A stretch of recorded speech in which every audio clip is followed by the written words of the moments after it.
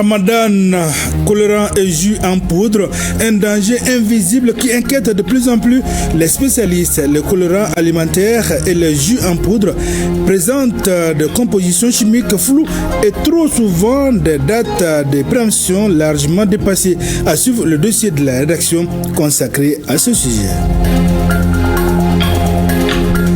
Dans la région de Ségou, il est également question du bilan du projet Dambé après 4 ans d'activité dans le secteur de Baraouli. La session regroupe les bénéficiaires et les acteurs du projet afin de partager les bonnes pratiques, identifier les perspectives et de consolider les acquis. Mesdames, Messieurs, bonjour, bienvenue aux informations. La journée de ce dimanche 22 février a été marquée par des élections à travers le Mali.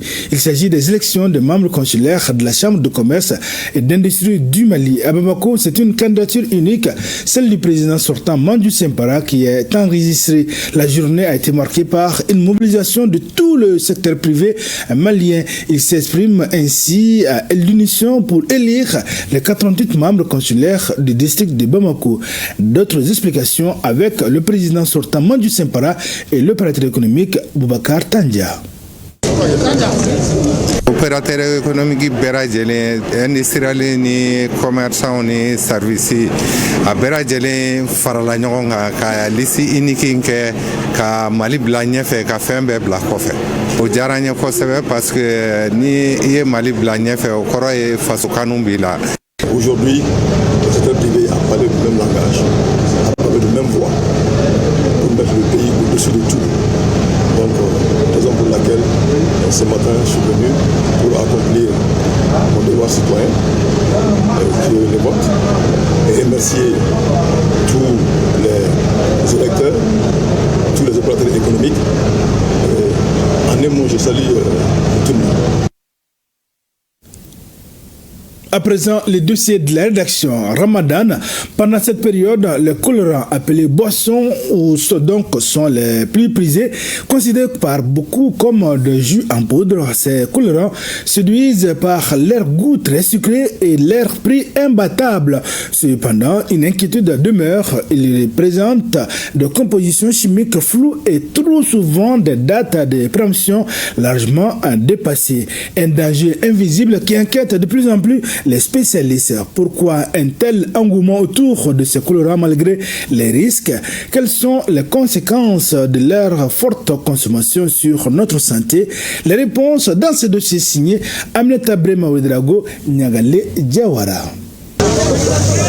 Ils sont jaunes, rouges, violets, oranges, bref, de toutes les couleurs. Pour bon nombre de Maliens, ces produits sont des jus en poudre. Un seul sachet suffit à colorer un seau d'eau entier, transformant l'eau plate en une boisson sucrée à moindre coût.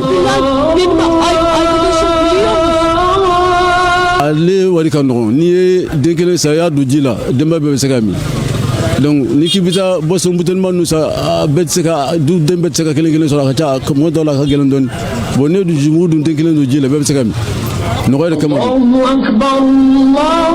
En ce mois de Ramadan, ces colorants sont les vedettes des marchés de Bamako, à raison de leur forte consommation lors de la rupture du jeûne.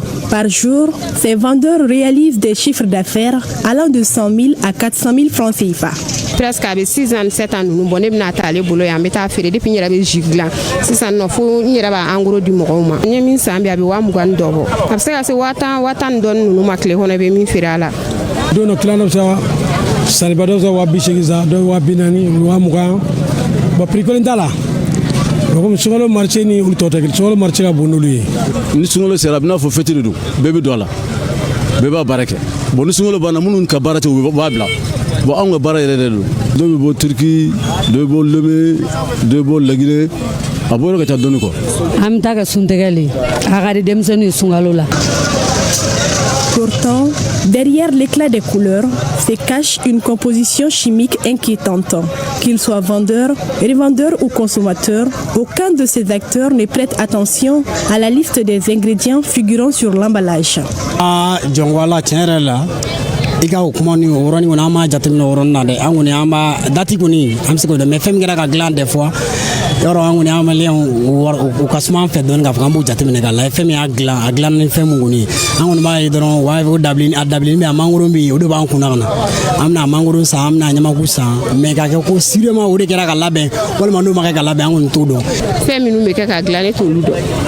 En réalité, on y retrouve essentiellement des produits chimiques, des arômes artificiels, des colorants et un taux de sucre extrêmement élevé. De façon globale, ces jus importés sont faits surtout à base de produits chimiques, produits de composés biochimiques, souvent dont nous ignorons même les caractéristiques, qui peuvent avoir un impact sur la santé. Donc, de ce fait, il faut les consommer avec modération.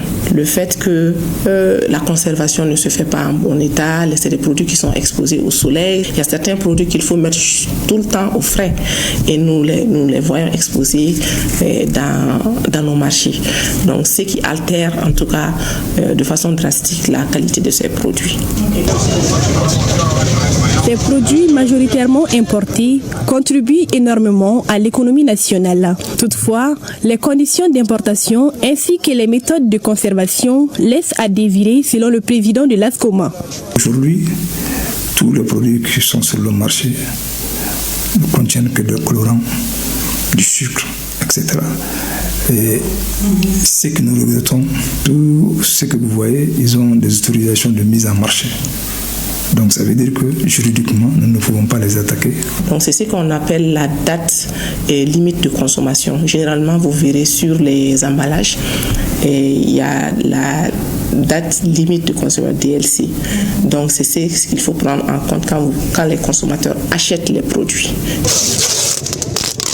En lieu et place de ces boissons à risque, médecins et leaders communautaires s'allient à la vision des autorités maliennes en prônant le consommer local. Il s'agit de se tourner vers les bissap et gingembre transformés par des entrepreneurs maliens qui sont riches en vitamines et soutiennent l'économie nationale. Autre point de l'actualité, le Haut Conseil islamique du Mali, l'antenne du district de Bamako, voit le secours de ses membres communaux à travers un don de 350 kits alimentaires. Ces kits ont été offerts par le président de la transition dans le cadre de ses œuvres sociales au bureau régional du district de Bamako. La distribution de ces vivres a lieu ce dimanche au siège à Djikonipara en commune 4 du district de Bamako. Le point avec Dossé Babadjara et Aruna Diara. Elles sont 350 personnes venues des 7 démembrements du bureau régional du district de Bamako du Haut Conseil islamique du Mali à avoir bénéficié des kits alimentaires. Parmi elles, une cinquantaine de personnes vulnérables venues également des 6 communes du district de Bamako pour la même cause. La donation s'inscrit dans le cadre des œuvres sociales du président de la transition, cette fois-ci à l'occasion du mois béni de Ramadan. Très satisfait, très comblé parce que c'est ça les ramadans, surtout cette année, les ramadans des musulmans et les carêmes des chrétiens, on est ensemble. Donc si le président, c'est la première fois, il nous a fait 1000 kits cette année, le Haut Conseil islamique du Mali. Ça, 300 là, ça c'est le bureau de district de Bamako seulement. Sinon, il y a d'autres distributions qui ont été faites au niveau du bureau national. Chaque bénéficiaire s'est vu offrir un sac de 50 kg de riz, 5 kg de sucre, autant de lait en poudre, 5 litres d'huile, du thé, des dattes et des macaronis. Un acte humanitaire qui vient soulager les bénéficiaires. Le mois de Ramadan est celui de la solidarité. Sinon, on n'avait jamais vu ça depuis longtemps. Le Haut Conseil islamique a beaucoup de démembrements, mais le choix de la commune 4 m'a beaucoup comblé. Je remercie tous les donateurs. Que Dieu protège le Mali. Ça va droit au cœur.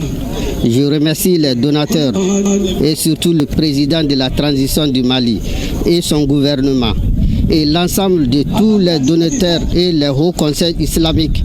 Des habitants de Djikonipara où se trouve les sièges du Haut Conseil islamique du Mali ont également bénéficié de ces dons. Au cours de la cérémonie, des bénédictions ont été formulées par les fidèles musulmans pour que la paix règne partout au Mali. À Toukoto, l'association de l'Union des ressortissants de Toukoto pour le développement en collaboration avec l'association des ressortissants de Toukoto et ses partenaires organise la 7e édition des consultations médicales et distribution gratuite de médicaments. L'opération vise à redonner le sourire aux populations vulnérables. Une initiative solidaire qui vient en aide aux plus démunis et à contribuer activement au développement de la localité. Commentaire signé Sidiki Diarra.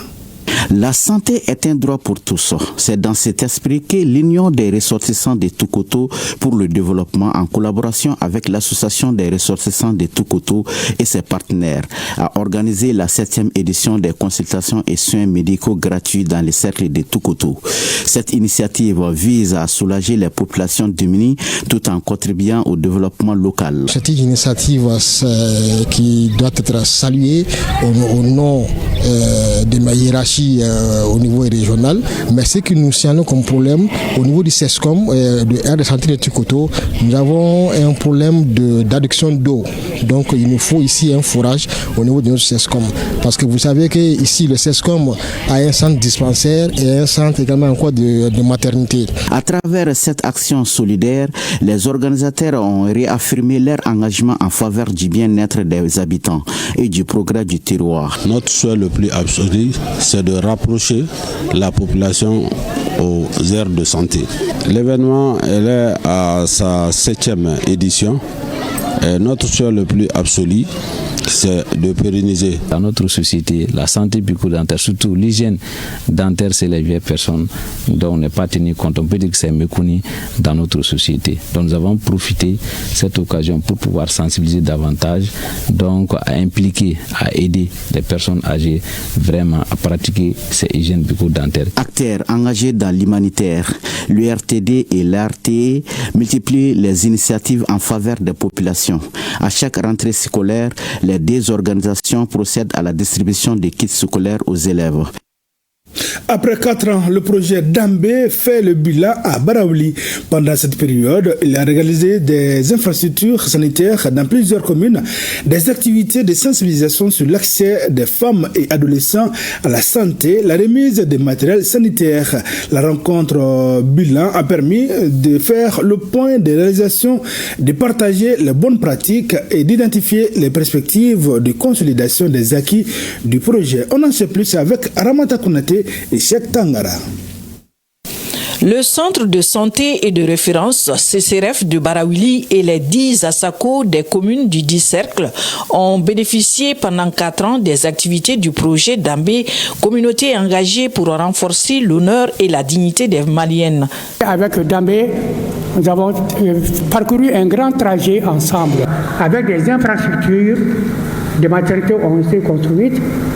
L'intimité des parturientes a été protégée. Également, tout le matériel médical qui pouvait être transmis aux agents, cela a été fait.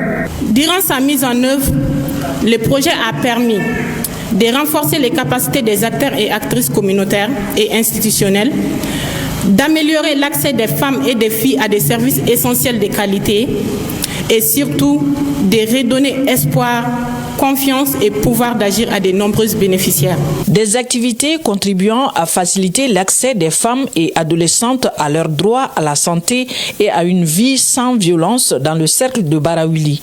Il est un devoir pour nous, voire une obligation, de procéder à une restitution des résultats atteints, de capitaliser les bonnes pratiques, de partager les leçons apprises afin d'identifier les perspectives de pérennisation des acquis. Les indicateurs du projet ont été presque doublés. Les populations ont été impliquées dès le début, c'est leur projet. Ils ont été très très contents du projet.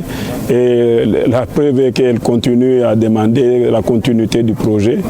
Et maintenant, comme nous n'avons pas de financement après, ils peuvent continuer à réaliser les activités même en dehors de l'appui du projet. Ces perspectives, avec l'appui des services techniques et des communautés concernées, permettront l'épanouissement et le bien-être des femmes et des adolescentes dans le cercle de Baraouli, région de Ségou. Les ONG Kilabo, EMAD et Hazard à travers Avenir sont en conclave à Koulikoro. Objectif, discuter et échanger en vue de mettre en place le comité local d'orientation de la région. Les détails avec Ousmane Koïta et Adama Singari. Au Mali, les terres représentent à la fois un moyen de subsistance, un patrimoine familial et un facteur de cohésion sociale. La mauvaise gestion de ces fonciers peut engendrer des conflits intercommunautaires et fragiliser la paix sociale. Face à ces défis, le projet d'appui à la revitalisation de l'Observatoire national du foncier agricole et des commissions foncières pour la stabilisation sociale et la consolidation de la paix au Mali a été mis en place. D'où la nécessité de création des comités locaux d'orientation à travers le Mali. Le comité local d'orientation, en tout cas qui fait l'objet de notre présence aujourd'hui, est un comité qui est stratégique dans la mise en œuvre de ce projet.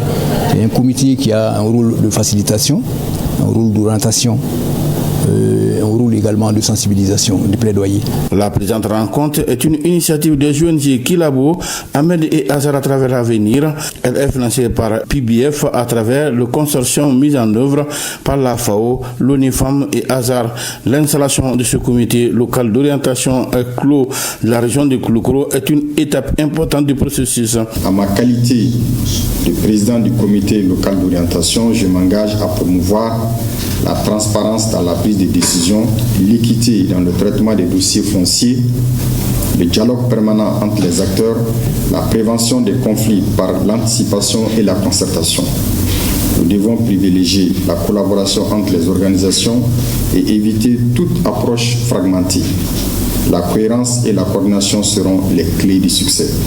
Pour la réussite de cette émission, le directeur de cabinet a invité les membres du comité de tout mettre en œuvre pour relever les défis qui se dressent sur leur chemin.